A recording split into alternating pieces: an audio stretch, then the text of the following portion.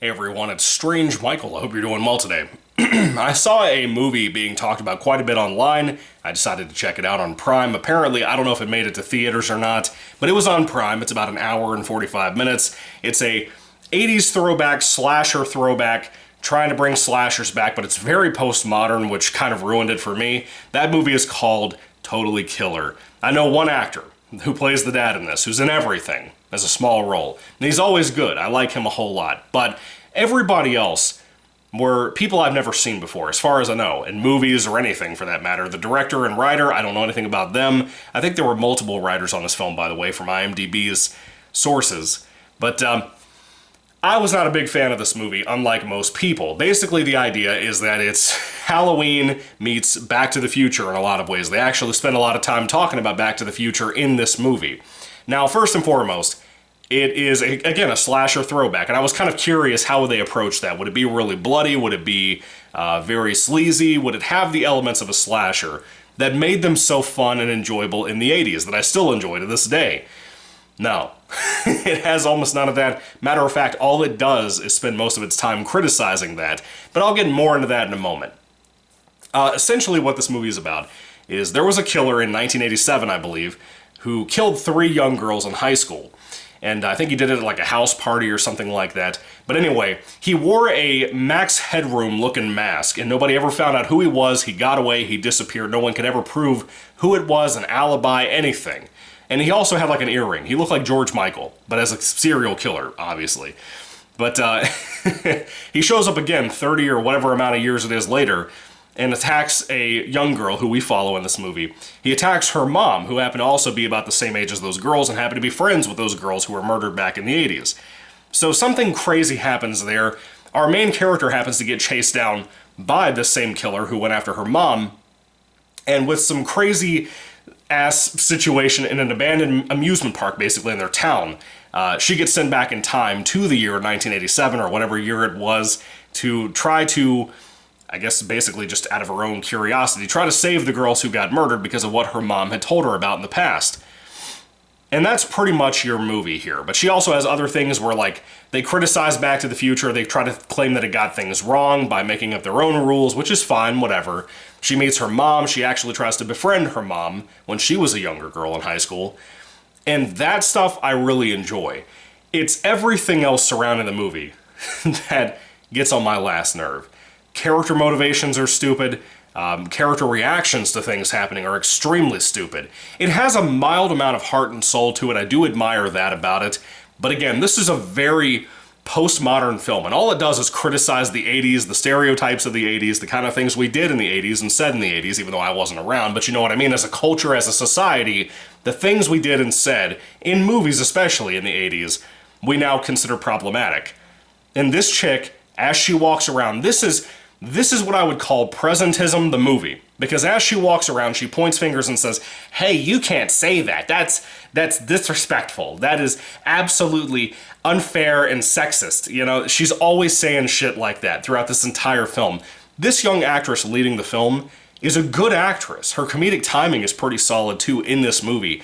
But when you go down that road of all the postmodern, again, presentism bullshit, about her criticizing the 80s, and again, just the past in general for everything that we try to criticize things for now, by today's standards, it gets old really, really, really quick. You know, God forbid she should see the movie with C. Thomas Howell called Soul Man, anywhere listed around her, because that was about the time it came out. This movie is so focused on presentism that it just never dies down. It never really stops doing that, even in the midst of serial killers, or a serial killer, going around killing people, your friends dying left and right, people that she knows personally from school, including her mom that's being attacked by this thing back in 1980, whatever. That stuff isn't enough to stop you talking about your stupid-ass presentism, postmodern bullshit. Really? That's not enough? You're so concerned to stop and look around the room and point to things like that and say, that bad, that good. Really? That's such a stupid-ass way to approach this movie, in my personal opinion. If this had come out in the 90s, let's say, or even the 2000s, or even the 2010s, they would have never done this. They would have never touched this movie in this way. And to have such a memorable killer with the kind of mask they chose for him and everything. I feel like at the end of the day, with that, some of the killings that were kind of fun, some of the fun moments and some of the genuinely funny moments in this movie go to waste because of this stupid-ass presentism the movie approach they took for this film. The music is good in here. The shots, cinematography, directing, whatever you want to call that, camera work, any of that stuff, all of those things are fine. They're not really good, but they're not bad at all. They're just fine. I do love the finale of the film. Not so much how things resolve, who you find out the killer to be, because it is a murder mystery. That's what slashers a lot of the time just are. This has that murder mystery aspect of her being trapped in the 80s, trying to communicate to people in the future, but also trying to figure out who the killer was at that time. That stuff was cool, but I do really, really love the finale, involving a particular ride that pretty much everybody on the planet has probably ridden if they went to like a county fair or a city fair or anything that way. That stuff was really cool. I really enjoyed that, even if I think that the satisfaction of the I guess, reveal of who the killer is a big-ass letdown. I was not into that. I thought it sucked. But that doesn't take away from everything else that I did enjoy about the movie. This movie's very half and half. It's enjoyable in some regards. It's another part of it that I just think is so obnoxious.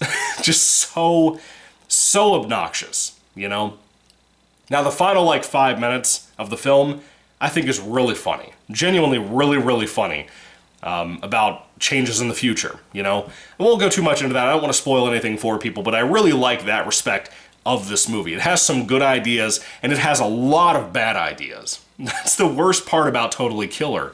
It's such an unbalanced movie that I really wanted it to work out. I really wanted this to be good with all the things I'd heard about it, but not a single person had mentioned how postmodern this shit is, how presentism it is, how it's determined to stay in that mindset the entire time. When I looked at the listing of the directing and writing, it was obvious that everybody was basically going to be a woman that was involved with it because of the approach every single part of this movie basically has to every subject it touches. And that was annoying as shit, because SJWs, the last thing I ever want them to touch is horror. And they constantly find themselves invading that space now and making pieces of shit after pieces of shit. Thankfully, Totally Killer is not a complete piece of shit, but it's not really a good recommendation for me either. Depending on what you like, you might like this more. It is more of a comedy horror film, but I don't think it's that good as a comedy horror film. It's just mildly entertaining. You know, I just didn't care if this just got randomly pulled down like a lot of things from Disney Plus have been. If that happened in the middle of me watching this movie, I wouldn't care. You know, I don't mean to be mean about that. It's just true. I wouldn't have cared. But with all that being said, though, Totally Killer, not a complete loss, not really a big gain for the audience either, in my personal opinion. It's presentism, the film, and that's it. And that's annoying and that's boring, in my personal opinion, because you can go into this film, the first couple of times that gets brought up about anything political in this movie, you immediately know from that point on, it's going to come in waves as the movie goes along, and it absolutely does. But again, the character logic, it's just not in this movie. Everybody makes stupid-ass decisions constantly about everything, but there are some decent ideas in this movie, like I said. But anyway, it has some practical effects, not much CGI. It has a little bit of CGI for the time travel stuff. That stuff looked good. The practical effects look pretty good. There's a couple of times when people might get stabbed, for example, particularly a guy on camera at one point gets stabbed in the head. And if I've ever seen a CGI kill with a CGI blade on a knife in my entire life, that was the moment. And when you see it, you will know exactly what I'm talking about if you haven't seen this yet. But there's a lot of that in here, which also sucks, because these postmodern horror films nowadays, they do that kind of shit. Why have CGI blood or CGI knife in a slasher movie? That just seems like a stupid-ass choice. And you see it constantly in TV, like The Walking Dead and stuff. You see it all the time. If it looked bad then, I assure you it looks bad now. It always will look bad. So anyway, have you seen Totally Killer? What did you think about it? I'd love to hear your thoughts and comments about this piece of shit, or this piece of mixed shit with some chocolate, whatever you want to call it, down in the comment section down below. If I had to rate it on a 5-star basis, I'd give it like a really low 3 out of 5 stars. Very mixed bag. Very, very mixed bag. Very obnoxious mixed bag, in my total opinion. Anyway, thank you all for watching, guys. God bless you all. Happy Thanksgiving, and goodbye.